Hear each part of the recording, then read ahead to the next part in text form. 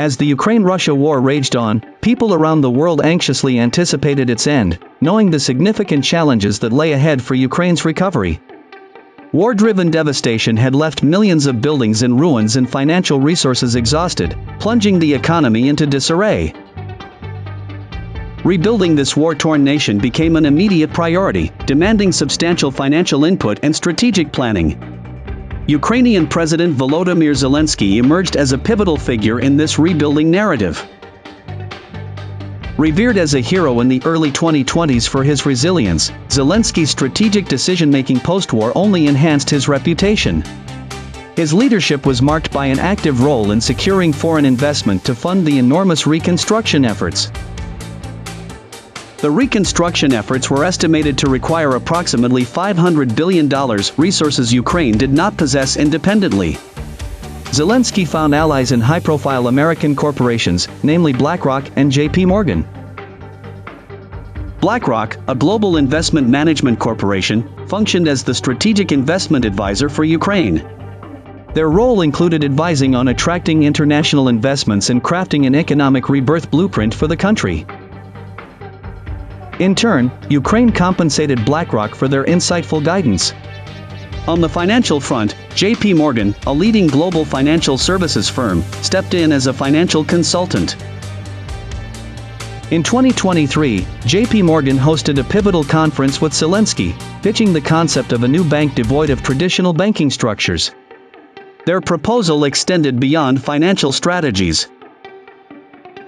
It offered the construction of essential infrastructure such as oil refineries, roads, bridges, and buildings through a system where Ukraine would take out loans under its name. JP Morgan would spearhead the debt management and repayment strategies.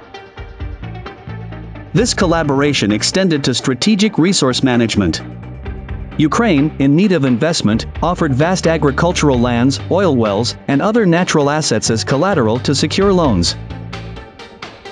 Such terms enabled Ukraine to selectively approve foreign investments, ensuring beneficial partnerships while protecting national interests, like blocking unwelcome investments, particularly those perceived as threats, such as from China.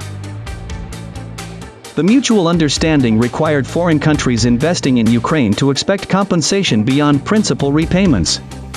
Hence, they eyed Ukraine's plentiful resources in minerals, oil, sea resources, and fertile land.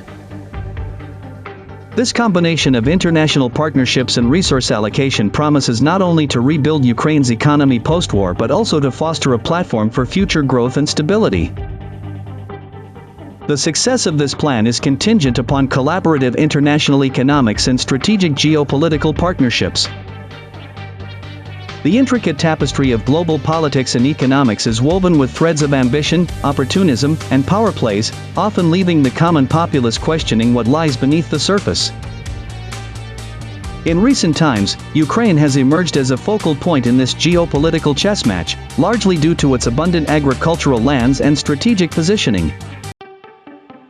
The idea that control over Ukraine's fertile grounds could ripple through global markets, particularly affecting oil prices, underscores the interconnectedness of modern economies. Speculation suggests that if external powers, such as the U.S., were to exert control over Ukraine's agricultural lands, it could lead to fluctuations in global oil prices.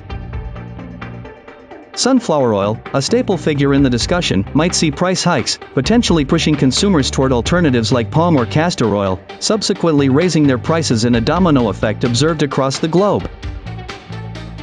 One cannot dissociate these economic bearings from the ongoing conflict, as the war seems to have been waged not solely on grounds of political superiority but more critically on economic dominance. Beneath the veneer of financial assistance lies a deeper, and perhaps more insidious, transaction. Rather than gifting Ukraine with $450 billion worth of financial aid, foreign powers have laid complex mechanisms for financial management and contract oversight, granting them substantial control over the nation's economic pillars while Ukraine bears the burden of repayment.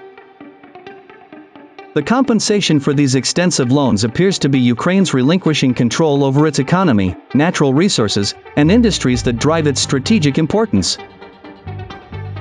In the larger geopolitical spectrum, the need for a hero emerges as a scripted necessity, a figure to capture and rally public sentiment, ensuring the populace's support or, at the very least, compliance.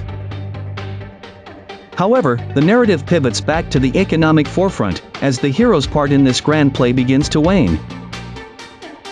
Parallel to this is the growing chatter about a U.S. satellite image that purportedly unveils China's military expansions.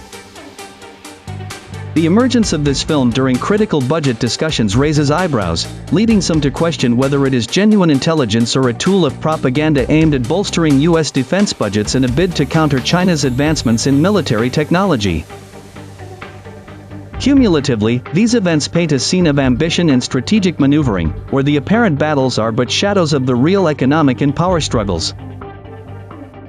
As nations like China edge forward with technological advancements, and India emerges with its unique global focus, the world watches, waits, and wagers on who will hold the reins of tomorrow's leadership.